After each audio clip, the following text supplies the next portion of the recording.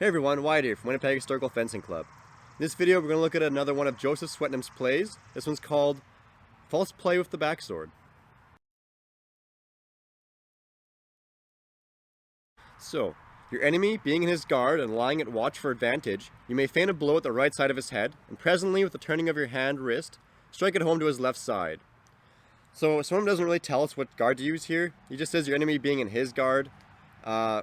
So we can do outside to outside guard. It does still work this way, but I find doing a unicorn guard against the outside guard, when you're doing that feigned blow, it kind of sells it a little more. It's a little more threatening. Might make your opponent react a little more and kind of help sell your feint. So let's take a look at that here. So he's an outside, I'm an unicorn. I'm going to feint to the right side of his face, trying to draw out that reaction. And then I bring my sword back around, cut down to the left side, and return opposing his sword. So then we're told that you must not let your feigned blow touch your enemy's sword, but give your sword a sudden check, and so strike it to the contrary side. For if your feigned blow do join with your enemy's sword, it will stay his sword within the compass of true defense, but otherwise, if you touch not his sword, he will carry him beyond the true compass of defense. So basically, if we attempt our feint and it actually makes contact with their sword, they're probably not going to overcarry themselves in the parry. This kind of keeps them within range to probably come back and parry our actual attack, our second attack there.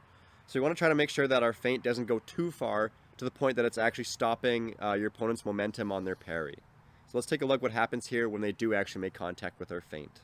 So if I attempt my feint, but I cut a little too far in the feint and touch his sword, it's going to give him the time to actually react and parry the real attack to the left side there. So if I cut like that, it gives him time to react because I'm stopping his sword, stopping his momentum. He's able to bring his sword back and parry the real attack.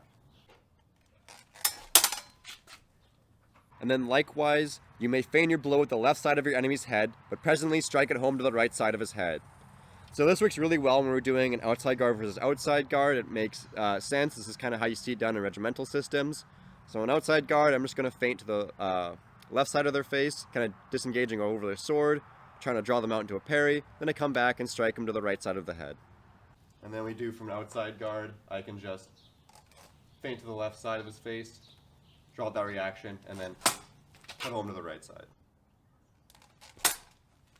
So that was a false play with the backsword. If you want to check out some sparring footage, check out Spider Swordsman on YouTube, link posted below in the description.